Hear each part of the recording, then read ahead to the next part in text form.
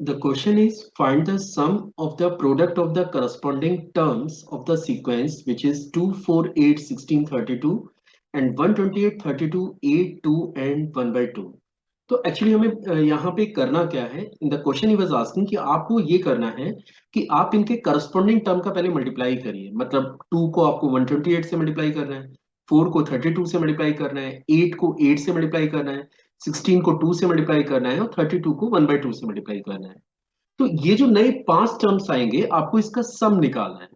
अब आपको ये फील आ रहा होगा कि यार ये काम तो हम ऐसे ही कर सकते हैं, मतलब थोड़ा सा टाइम लगेगा लेकिन you are able to solve the given problem. ये कोई टफ क्वेश्चन नहीं है।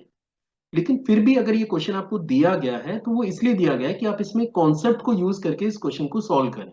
अब बात करते हैं कि कॉन्सेप्ट क्या है।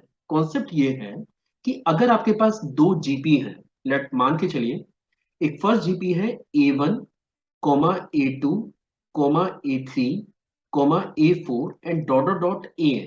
सपोज ये आपके पास एक फर्स्ट जीपी है और एक अनदर ज्योमेट्रिकल प्रोग्रेशन हम लोग ले लेते हैं B1 B2 B3 dot dot dot BN। Let suppose ये दो ज्योमेट्रिकल प्रोग्रेशन आपके पास है। तो कॉन्सेप्ट ये है कि अगर आप इनके करस्पॉन्डिंग टर्म्स का मल्टीप्लाई करते हैं और जो नई सीक्वेंस जनरेट होती है वो भी एक ज्योमेट्रिकल प्रोग्रेशन ही होती है। Means it implies that A1 B1 comma A2 B2 comma A3 B3 comma dot dot dot AN BN is also in GP। तो ये एक्चुअली इस क्वेश्चन का कॉन्सेप्ट है जो आपको यूज करना है। जैसे मैंने कहा कि अगर ऑलरेडी आपके पास दो जीपी हैं और अगर आप उनका मल्टीप्लाई करते हैं, करस्पॉन्डिंग टर्म का मल्टीप्लाई करते हैं, तो नई सीक्वेंस भी एक जीपी ही रहती है। तो now what we are doing, हम लोग इसके पहले करस्पॉन्डिंग टर्म्स का मल्टीप्लाई करके सीरीज जनरेट कर लेते हैं और हमें ये तो पता है कि वो एक ज्योमेट्रिकल प्रोग्रेशन है। तो फर्स्ट टर्म आपके पास बनेगा 2 इंटू 128, ये सीरीज का फर्स्ट टर्म है। सेकेंड टर्म की बात करेंगे तो ये आपके पास होगा 4 इंटू 32। थर्ड टर्म की बात करेंगे तो ये आपके पास होगा 8 इंटू 8, ये आपके पास सीरीज का थर्ड टर्म है। फोर्थ टर्म की बात करेंगे तो ये आपके पास होगा 16 into 2, that is the fourth term of the given series. और लास्ट टर्म की अगर मैं बात करूं तो ये हमारे पास है 32 इंटू 1/2 के। अब जैसा कि मैं पहले ही आपको बता चुका हूं कि ये जो नई सीरीज है वो एक ज्योमेट्रिकल प्रोग्रेशन है।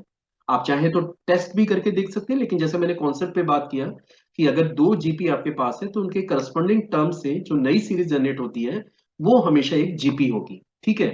So now you can check it easily कि ये आपके पास ज्योमेट्रिकल प्रोग्रेशन का फर्स्ट टर्म है। और अगर अपन कॉमन रेशियो की बात करें तो चलिए कॉमन रेशियो भी निकालेंगे। तो सबसे पहले मैं फर्स्ट टर्म को मेंशन कर देता हूँ। फर्स्ट टर्म की बात करेंगे तो ये आपके पास है 256। और आर की अगर अपन बात करें तो आर को आप second term divided by first term कर सकते हैं। That is 4 into 32 divided by 2 into 128। तो ये 2 2 4 एंड दैट इज ये 64 बनेगा और 64 इंटू 2 दैट इज 128। तो मीन्स जिस जीपी पे आप काम कर रहे हैं उसका फर्स्ट टर्म 256 है, कॉमन रेशियो 1/2 है और नंबर ऑफ टर्म्स आपके पास 5 है। तो चलिए फॉर्मूला अप्लाई कर देते हैं। एन टर्म्स के सम का फॉर्मूला है a into 1 - r raise to the power n divided by 1 - r, where a is the first term, r is the common ratio और n is the number of terms. तो जैसा कि अभी हमारा बात हुआ है कि a हमारे पास है 256, r की अगर बात करें तो ये हमारे पास है 1/2 और n की अगर अपन बात करें तो ये हमारे पास है 5। चलिए अप्लाई कर देते हैं। तो S5 ये हमारे पास जनरेट होगा 256 into 1 - 1/2 raise to the power 5 and divided by 1 - 1/2 के। और जब आप इसे फर्दर सिंप्लीफाई करेंगे तो ये बनेगा S5 is your 256 into 2 into 1 - 1/2 raise to the power 5 के।